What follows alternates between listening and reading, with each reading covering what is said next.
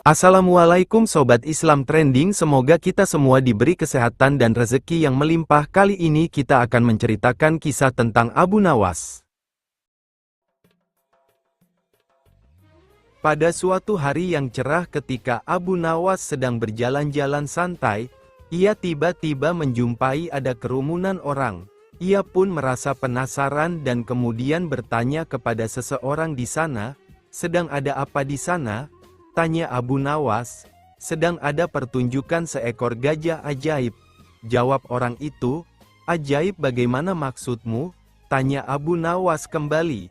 Gajah itu mengerti bahasa manusia, dan ia tidak mau tunduk kepada orang lain kecuali pemiliknya. Jawab orang itu. Abu Nawas semakin penasaran dan segera menuju ke kerumunan untuk menyaksikan pertunjukan. Sesampai di kerumunan, ia melihat sang pemilik gajah ajaib dengan bangga menawarkan kepada penonton akan memberikan hadiah yang besar seandainya mereka dapat menundukkan gajah tersebut agar mau menurut dan mengangguk-anggukkan kepalanya. Satu persatu penonton mulai mencoba melakukan berbagai cara agar gajah itu mau menganggukkan kepalanya. Namun belum ada satupun yang berhasil menundukkan gajah ajaib itu.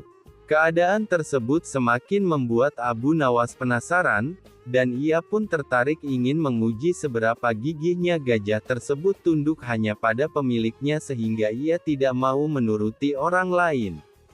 Abu Nawas kemudian maju mencoba menundukkan gajah itu. Ia berbicara pada gajah tersebut.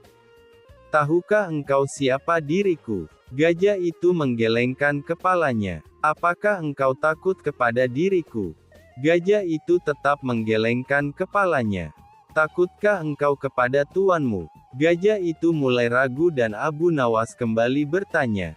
"Jika engkau tidak takut kepada tuanmu, maka aku akan melaporkan kepada tuanmu," desak Abu Nawas. Mendengar ancaman Abu Nawas dengan spontan kemudian gajah itu langsung menganggukkan kepalanya. Gajah tersebut tidak teringat akan perintah tuannya untuk tidak menurut kepada orang lain. Penonton bersorak ria melihat keberhasilan Abu Nawas menundukkan gajah yang katanya ajaib itu dan dengan berat hati bercampur malu, pemilik gajah itu menyerahkan hadiah yang dijanjikan kepada Abu Nawas. Pemilik gajah sangat marah dan kemudian memukul gajah tersebut. Pada beberapa hari berikutnya pemilik gajah kembali mengadakan pertunjukan dengan maksud membalas rasa malu sebelumnya. Tapi kali ini dengan gaya yang berbeda, di mana penantang harus mampu menundukkan gajah itu agar mau menganggukkan kepalanya. Satu persatu penonton mulai mencoba dengan berbagai cara termasuk cara yang digunakan Abu Nawas sebelumnya, tetapi gajah itu tetap tidak mau tunduk dan menggelengkan kepalanya, karena sangat takut pada ancaman tuannya.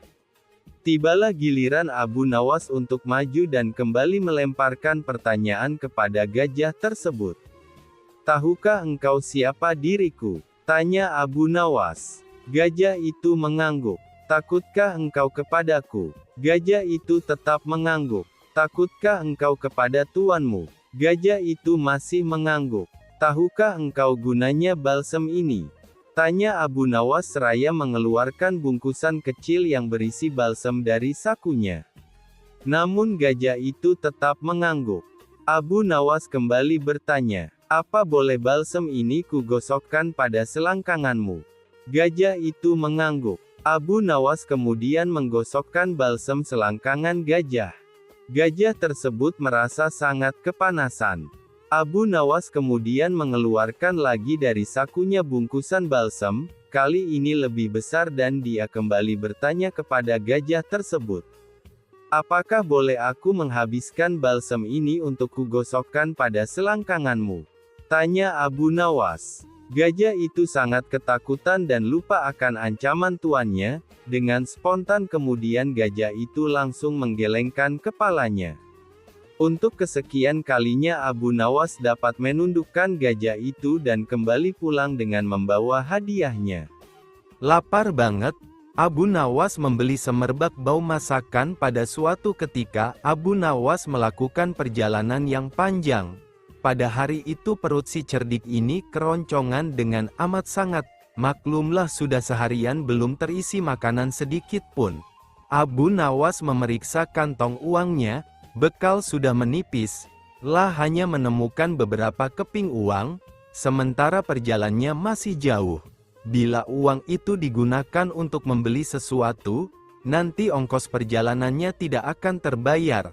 Walaupun tubuhnya lemas karena belum makan seharian, Abu Nawas tetap melangkahkan kakinya yang gontai. Pada saat melihat kedai yang ramai pembeli, Abu Nawas tak kuasa untuk tidak memasukinya. Dari bilik dapur terlihat asap mengepul. Itu pasti makanan yang sangat lezat, pikir Abu Nawas. Benar saja, bau masakan langsung menyeruak di hidungnya. Abu Nawas pun tidak menyia-nyiakan itu. Langsung monabirun aroma masakan itu dengan menghirup aroma masakan itu dengan kuat-kuat. Dari aromanya, Abu Nawas sudah membayangkan sajian yang lezat untuk dirinya. Tindakan itu diulanginya berkali-kali hingga ia merasa puas. Setelah merasa cukup puas dengan aroma masakan yang dihirupnya, Abu Nawas pun pergi meninggalkan kedai dengan mengapungkan senyum di bibirnya. Hanya saja, belum jauh dia melangkahkan kakinya, tiba-tiba terdengar teriakan dari seseorang. "Hai, mau kemana? Bayar dulu," teriak orang itu, yang ternyata pemilik kedai. Abu Nawas pun menghentikan langkahnya. Dengan tenang dia balik kanan menghampiri si pemilik kedai. Abu Nawas sempat heran juga dengan kelakuan pemilik kedai yang menagih dirinya, padahal ia tidak makan atau minum barang sedikit pun di kedai itu. Enak saja main nyelonong pergi, bayar dulu baru boleh pergi, sergah pemilik kedai begitu Abu Nawas berhadapan dengannya. Kemudian Abu Nawas menganggukkan kepala tanda setuju permintaan sang pemilik kedai. Dengan santainya Abu Nawas merogoh kantong uangnya. Selanjutnya ia mempermainkan duit di kantongnya itu. Aneh juga, Abu Nawas tak memberikan uangnya kepada pemilik kedai. Malah Abu Nawas terus bermain-main dengan uang recehnya dengan cara mengocok kantong uangnya. Suara uang receh terdengar kerincing-kerincing. "Ayo, mana uangnya? Bayar," teriak pemilik kedai. "Baik, ini bayarnya," kata Abu Nawas sambil mengocok kembali uang recehnya sehingga timbul suara kerincing-kerincing. "Loh, mana uangnya? Dari tadi cuma mendengar suaranya saja," kata pemilik kedai yang semakin geram. Kemudian Abu Nawas menjawab, "Itu tadi bayarnya. Aku bayar pakai suaranya saja karena di kedaimu aku hanya dapat baunya saja." Mendengar jawaban itu, si pemilik kedai hanya bisa tersenyum malu. Jadi deh Abu Nawas membeli bau masakan dengan bunyi kerincing uang logamnya. Panah pembawa rezeki, Abu Nawas memang cerdik. Meskipun tak mempunyai kemampuan untuk melaksanakan titah sang raja, namun dia selalu berhasil melaksanakan tugasnya. Dan hadiah selalu menanti, sungguh rezeki yang tak disangka. Suatu ketika Abu Nawas diundang oleh Raja Harun ar-Rasyid untuk makan bersama. Maka berangkatlah para pengawal kerajaan untuk menjemput Abu Nawas di rumahnya. Tak berapa lama kemudian Abu Nawas telah sampai di istana dengan pakaian sederhana saja. Abu Nawas langsung diajak berbincang di sebuah pendapa dengan berbagai jamuan makanan lengkap dengan minuman yang segar. Melihat begitu banyaknya makanan, Abu Nawas pun sangat lahap menyantap makanan yang dihidangkan kepadanya. Sementara itu, Raja masih meneruskan perbincangannya dengan Abu Nawas tentang kekuasaannya. Raja Harun bercerita kepada Abu Nawas terkait dengan luasnya wilayah yang telah dipimpinnya. Namun, Abu Nawas nampak tidak menggubris, malah dia sibuk dengan makanan yang tersaji di hadapannya. Tak lama kemudian, Raja mulai melontarkan berbagai pertanyaan kepada Abu Nawas. "Hai Abu Nawas, kalau setiap benda ada harganya, berapakah harga diriku ini?" tanya Raja. Abu Nawas yang masih dalam kondisi kekenyangan setelah makan-makan, menjawab sekenanya tanpa berpikir panjang. "Hamba kira, mungkin sekitar 100 dinar saja Paduka." Jawab Abu Nawas, terlalu sekali engkau Abu Nawas. Harga sabukku saja 100 dinar, bentak raja, tepat sekali Paduka, memang yang saya nilai dari diri Paduka hanya sebatas sabuk itu saja, ujar Abu Nawas. Karena merasa tak ingin dipermalukan oleh Abu Nawas karena kecerdikannya, kali ini raja tidak mau lagi mengambil resiko dengan beradu pendapat lagi. Oleh karena itu, Abu Nawas diajak menuju ke tengah-tengah prajuritnya yang merupakan ahli bela diri dan ketangkasan. Ayo Abu Nawas, di hadapan para prajuritku, tunjukkanlah kemampuan memanahmu, panahlah sekali ini saja. Kalau panahmu dapat mengenai sasaran, hadiah akan menantimu. Tapi kalau gagal, engkau akan aku penjara, kata raja. Abu Nawas pun bergegas mengambil busur dan anak panah. Dengan memantapkan hati, Abu Nawas membidik sasaran dan mulai memanah. Namun panahnya meleset dari sasaran. Dari pengamatan saya, ini adalah gaya memanah para makelar tanah, ujar Abu Nawas untuk menutupi kelemahannya. Sesaat kemudian, Abu Nawas mencabut sebuah anak panah lagi dan membidik sasaran. Lagi-lagi anak panah yang dibidikkan itu melesat terlalu jauh dari sasaran. Kalau yang ini Paduka, ini gaya juragan buah kalau sedang memanah, sahut Abu Nawas untuk menutupi kelemahannya yang kedua. Untuk yang ketiga kalinya, Abu Nawas kembali mencabut anak panah dan mulai membidiknya. Namun kali ini kebetulan anak panah yang dibidikkan tersebut mengenai sasaran. Nah yang ini Paduka, ini baru gaya Abu Nawas kalau sedang memanah. Saya pun menunggu hadiah yang Paduka janjikan, kata Abu Nawas dengan gembira. Dengan tak bisa menyembunyikan tawanya, Paduka Raja lantas memberikan hadiah kepada Abu Nawas. Dengan kecerdikannya bermain kata-kata yang masuk logika, akhirnya Abu Nawas mendapat hadiah. Dia pun langsung mohon diri karena tak sabar untuk memberikan hadiah itu kepada istrinya. Setelah pembalasan, Abu Nawas membunuh lalat-lalat dengan memporak-porandakan barang-barang Baginda Raja atas izin tertulis dari beliau. Baginda Raja sangat kesal dan karena kekesalannya itu beliau ingin sekali menjebloskan Abu Nawas ke penjara. Tapi Baginda tidak memiliki alasan untuk melakukannya. Karena orang seperti Abu Nawas bukanlah orang yang gampang dicari-cari kesalahannya. Suatu hari Baginda Raja menemukan akal untuk menjebak Abu Nawas. Baginda berpikir pasti kali ini akan berhasil menghukum Abu Nawas. Baginda Raja merencanakan sebuah perburuan di hutan dan mengajak serta Abu Nawas. Mendengar ajakan Baginda Raja untuk berburu, hati Abu Nawas merasai gelisah. Karena ia sangat takut pada beruang. Namun ia tidak berani menolak ajakan Baginda Raja yang akan menghukum orang yang melawan perintahnya.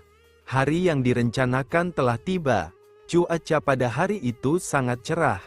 Baginda Raja dan pengawal kerajaan beserta Abu Nawas di dalamnya segera berangkat menuju hutan menunggangi kuda.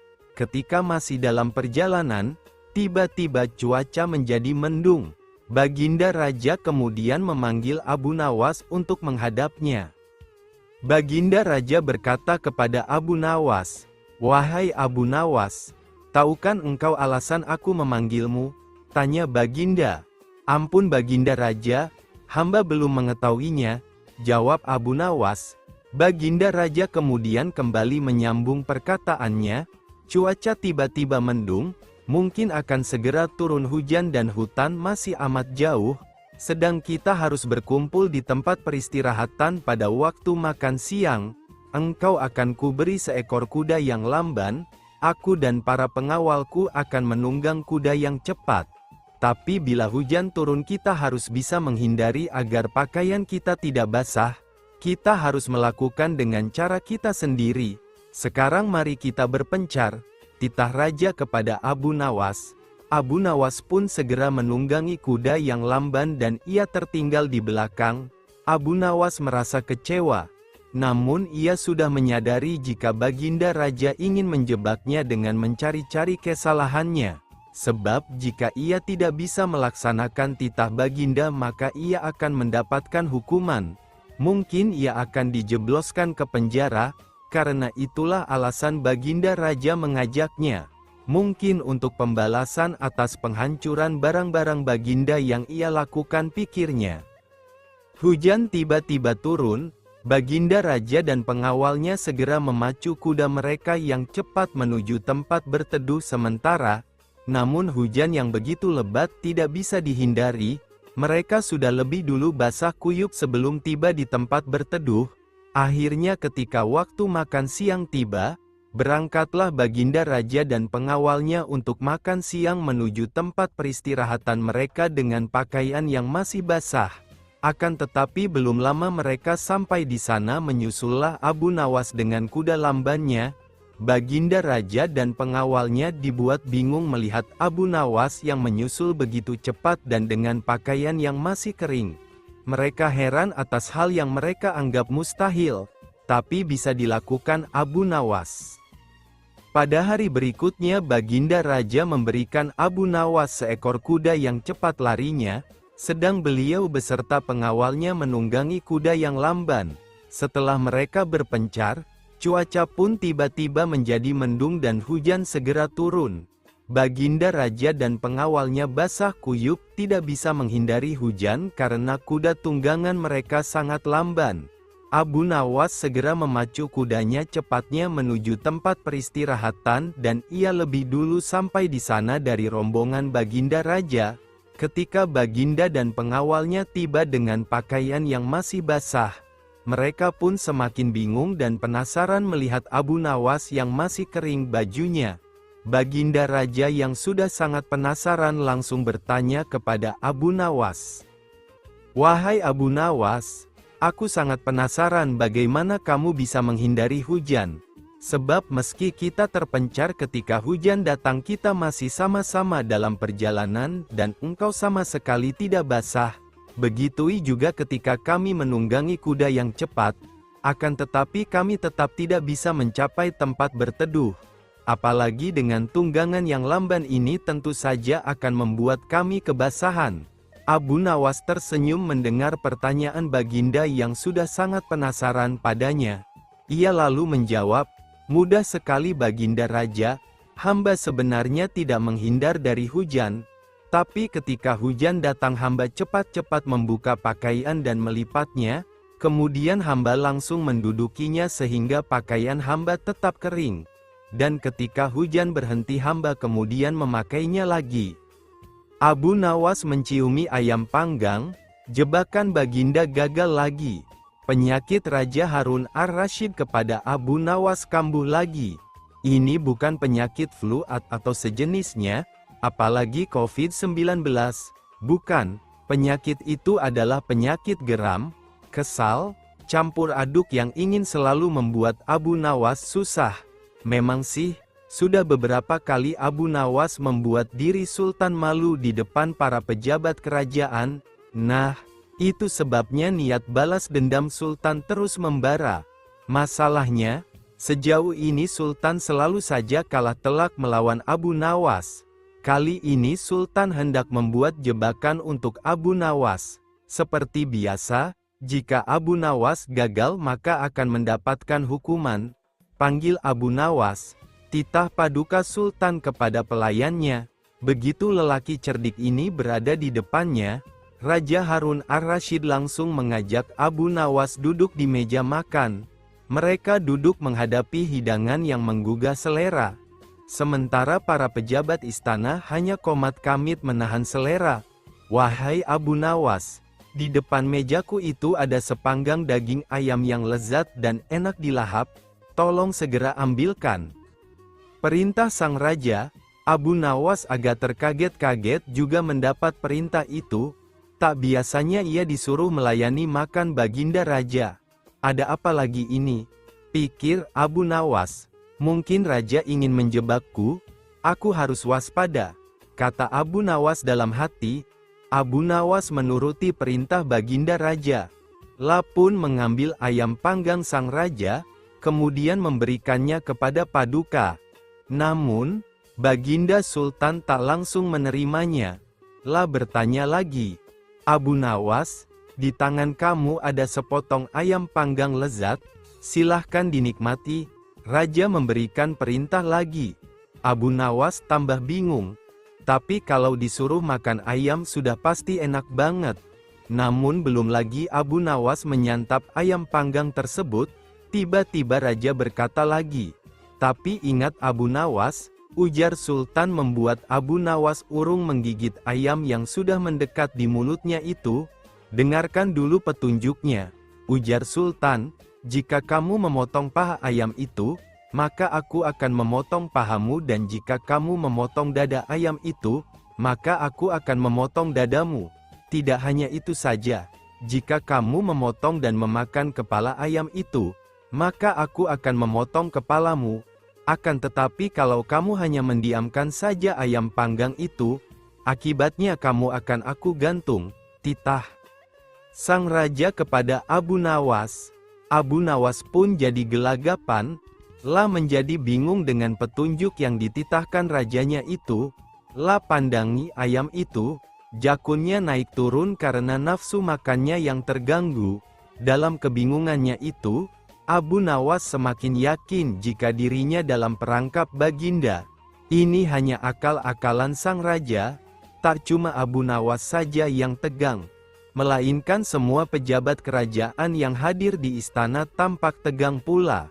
10 menit lamanya, Abu Nawas hanya membolak-balikkan ayam panggang itu. Kemudian Abu Nawas mulai mendekatkan ayam panggang itu tepat di indera penciumannya. Para hadirin yang datang atas undangan raja mulai bingung dan tidak mengerti apa yang dilakukan Abu Nawas. Kemudian terlihat Abu Nawas mencium bagian pantat ayam bakar yang kelihatan sangat lezat itu. Jika saya harus memotong paha ayam ini, maka Baginda akan memotong pahaku. Jika saya harus memotong dada ayam ini, maka Baginda akan memotong dadaku. Jika saya harus memakan dan memotong kepala ayam ini, Baginda akan memotong kepalaku. Tetapi coba lihat, yang saya lakukan adalah mencium pantat ayam ini, ujar Abu Nawas seperti berbicara pada dirinya sendiri. Apa maksudmu, wahai Abu Nawas? Tanya Baginda Raja. Maksud saya adalah kalau saya melakukan demikian, maka Baginda juga akan membalasnya demikian. Layaknya ayam ini, nah, saya hanya mencium pantat ayam panggang ini saja, maka Baginda juga harus mencium, jelas Abu Nawas. Sontak saja penjelasan Abu Nawas itu membuat para pejabat yang hadir menahan tawa, tetapi ragu-ragu karena takut dihukum raja. Sementara itu, raja yang mendengar ucapan Abu Nawas mulai memerah mukanya karena malu untuk kesekian kalinya. Untuk menutupi rasa malunya itu, raja mengusir Abu Nawas dari istana. Wahai Abu Nawas, cepat pulanglah, jangan sampai aku berubah pikiran, kata raja sembari menyuruh Abu Nawas membawa pergi ayam panggang yang lezat itu. Abu Nawas mengubah hidup orang dan menunjukkan cara melihat setan. Alkisah, suatu hari Abu Nawas sedang bepergian untuk suatu urusan. Tiba-tiba di tengah perjalanan, ia melihat seorang pria mau melompat dari jembatan. Abu Nawas bergegas menghampirinya. Jangan, teriak Abu Nawas agak ngos-ngosan. Jangan lakukan itu, ujarnya lagi. Mengapa di usiamu yang masih muda, berpikir untuk terjun ke dalam air yang sangat dingin itu? Tanyanya. Karena saya bosan hidup, jawab laki-laki itu. Nak, dengarkan saya. Jika kamu terjun ke dalam sungai itu, saya harus terjun juga menyusulmu untuk menyelamatkanmu. Air itu dingin sekali. Saya baru saja sembuh dari radang paru-paru. Tahu maksud saya bisa mati. Saya mempunyai istri dan anak. Apakah kamu mau hidup dengan beban pikiran seperti ini? Ujar Abu Nawas. Tentu saja tidak, jawab pemuda itu. Maka dengarkan saya, jadilah orang baik-baik, bertobatlah dan Allah akan mengampuni kamu, pulanglah. Nah, dalam kesendirianmu dan di rumahmu yang sepi itu, gantunglah dirimu, ujar Abu Nawas seraya balik kanan. pergi, pemuda itu pun meninggalkan jembatan tersebut. Dalam perjalanan selanjutnya, tiba-tiba seorang laki-laki menghampiri Abu Nawas. Laki-laki yang menemui Abu Nawas ini terkenal dengan kebejatannya. Tanpa basa-basi laki-laki tadi langsung bertanya kepada Abu Nawas perihal keinginannya agar bisa melihat wujud setan. "Wahai Abu Nawas, aku ingin sekali memiliki kemampuan melihat setan. Apa kau bisa mengajariku bagaimana cara melihatnya?" tanya laki-laki bejat itu. "Tentu bisa, tepat sekali kau bertemu denganku." Abu Nawas mengiyakan permintaan laki-laki tadi dengan entengnya. "Kalau begitu tunjukkan kepadaku," ujar laki-laki itu. "Itu mudah sekali. Apa kau memiliki cermin di rumah?" imbu Abu Nawas. "Tentu saja punya wahai Abu Nawas," jawab laki-laki tadi. "Jadi begini caranya. Pandangi cerminmu betul-betul. Tak butuh waktu lama kau akan melihat wujud setan yang ingin kau ketahui itu," jelas Abu Nawas. Laki-laki bejat tadi berlalu sambil tertawa. "Kurang ajar kau Abu Nawas," ucapnya tertawa ngakak.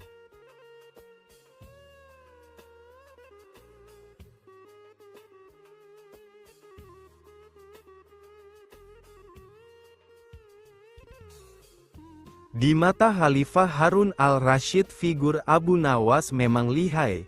Dia tidak hanya lucu tetapi juga bijaksana sehingga tidak dapat dipandang enteng. Di satu pihak hal itu sangat membanggakan Khalifah, tetapi di lain pihak, sangat menjengkelkannya, karena ia suka kurang ajar dan tidak tahu diri. Oleh karena itu Baginda tidak pernah berhenti memeras otak untuk dapat membalas Abu Nawas. Pada suatu hari di bulan Rabiul Awal, Baginda Khalifah tersenyum simpul sendiri sambil bergumam, "Awas kau, Abu Nawas, kali ini pasti kena." Seperti biasa setiap bulan Rabiul Awal, Sultan Harun al-Rasyid menyelenggarakan acara Maulid Nabi di istana.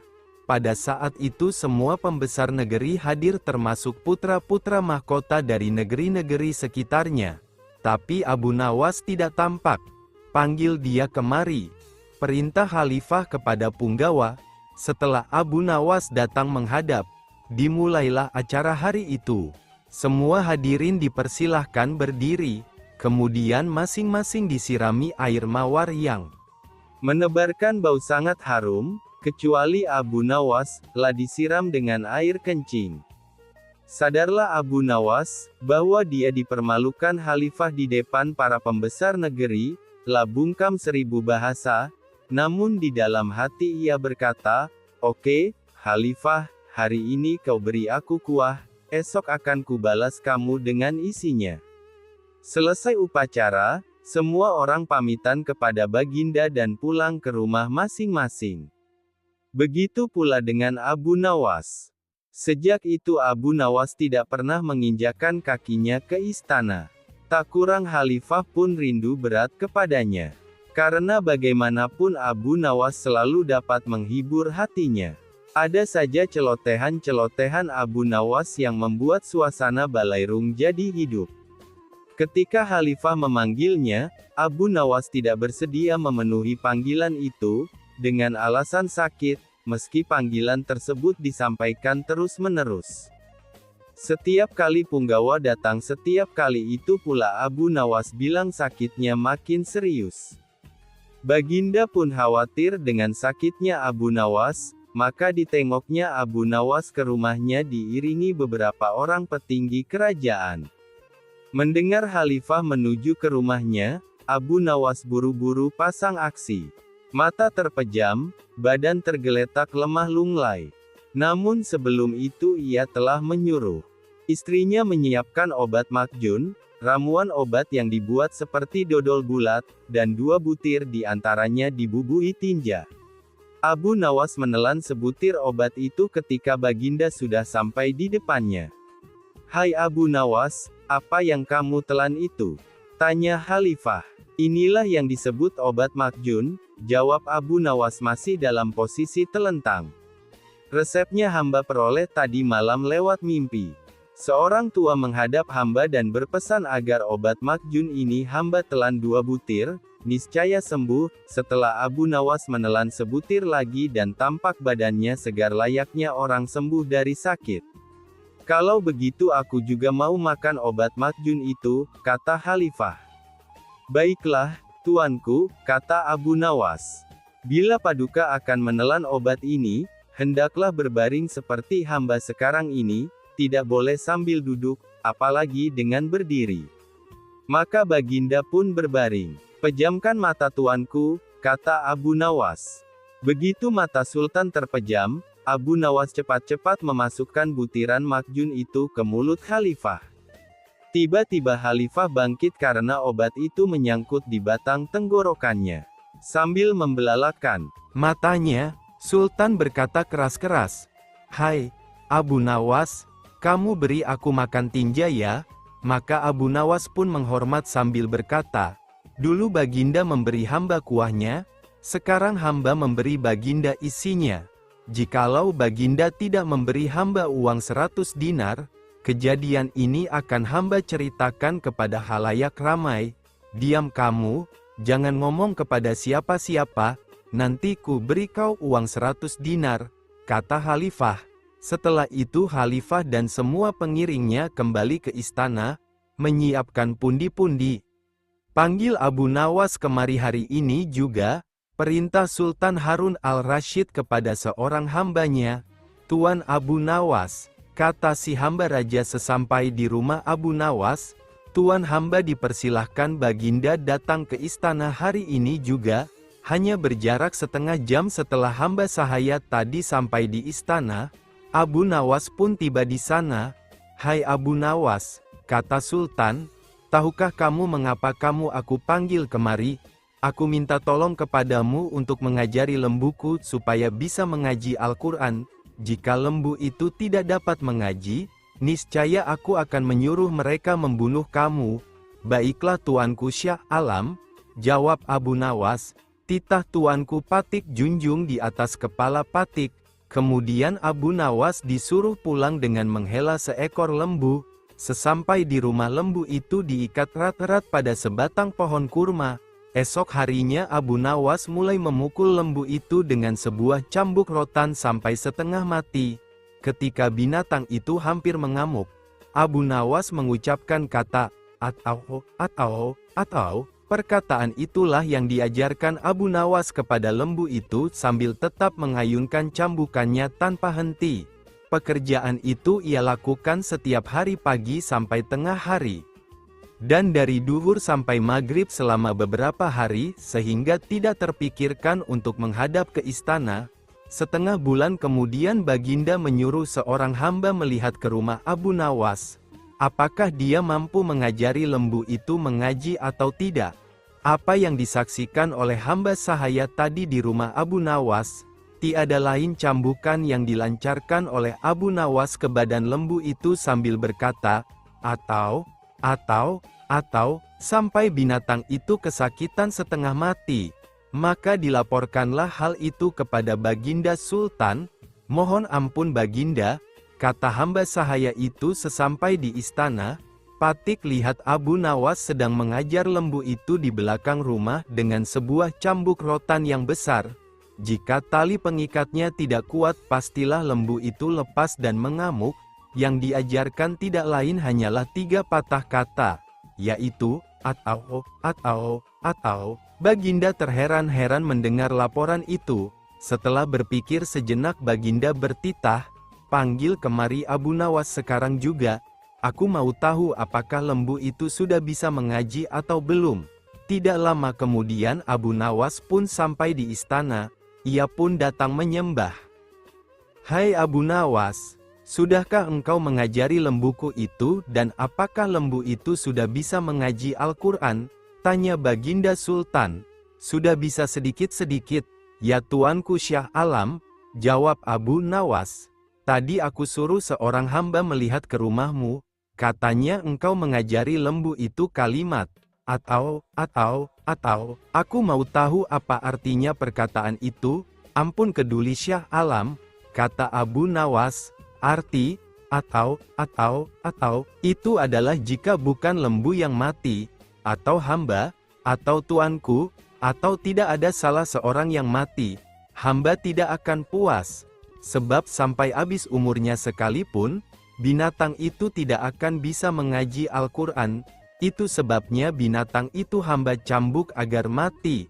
Dengan demikian hamba senang karena pekerjaan hamba dapat selesai, atau hamba yang mati, atau paduka yang mati, atau salah satu, barulah habis perkara lembu itu. Baginda terperanjat di tempat duduknya, tidak dapat berkata sepatah kata pun. Setelah tercenung sejenak, Baginda berkata, "Kalau begitu lembu itu boleh kamu ambil, atau kamu jual, atau kamu buat sate." "Terima kasih banyak-banyak, ya tuanku Baginda Syah Alam," kata Abu Nawas sambil menyembah hingga kepalanya menyentuh tanah. Lapun mohon diri pulang ke rumah dengan langkah ringan dan hati senang. Siapa Abu Nawas? Abu Nawas merupakan sosok yang piawai dalam mengatasi berbagai persoalan rumit dengan style yang humor. Ada yang meyakini bahwa dari kesederhanaannya, ia adalah seorang guru sufi namun ia tetap dekat dengan rakyat jelata dan bahkan selalu membela rakyat yang lemah. Memang sih seharusnya postingan, "Siapa Abu Nawas?" ini menjadi postingan awal ini, namun tak ada salahnya diposting di tengah-tengah. Siapa sebenarnya Abu Nawas? Abu Nawas memang pernah hidup di dunia ini. Namun entahlah kalau style humor dan cerita kecerdikan yang beliau lakukan, hingga saat ini kisah Abu Nawas memang tak ada matinya. Banyak penulis yang menceritakan dongeng baru mengenai Abu Nawas secara Islami. Yang jelas, kita ambil segala sesuatu yang baik untuk kita jadikan teladan dan yang buruk kita buang jauh-jauh tentang cerita Abu Nawas ini. Abu Nawas ini adalah orang Persia yang dilahirkan pada tahun 750 Masehi di Ahwas. Beliau meninggal dunia pada tahun 819 Masehi di kota Baghdad. Setelah dewasa ia belajar ilmu agama, bahasa Arab dan bergaul dengan orang Baduy padang pasir. Karena pergaulannya itu, ia pandai berbahasa Arab dan adat istiadat serta kegemaran orang Arab. La juga pandai bersyair, berpantun dan menyanyi. La sempat pulang ke negerinya, namun pergi lagi ke Baghdad bersama ayahandanya dan keduanya menghambakan diri kepada Sultan Harun al-Rasyid, Raja Baghdad pada saat itu. Bapaknya Abu Nawas, bernama Maulana, bekerja di kerajaan Baghdad sebagai kadi. Kadi Maulana panggilan ayahandanya. Memang kedua tokoh ini tak bisa dipisahkan karena selalu saja menarik untuk disimak kisah-kisahnya yang menghibur hati.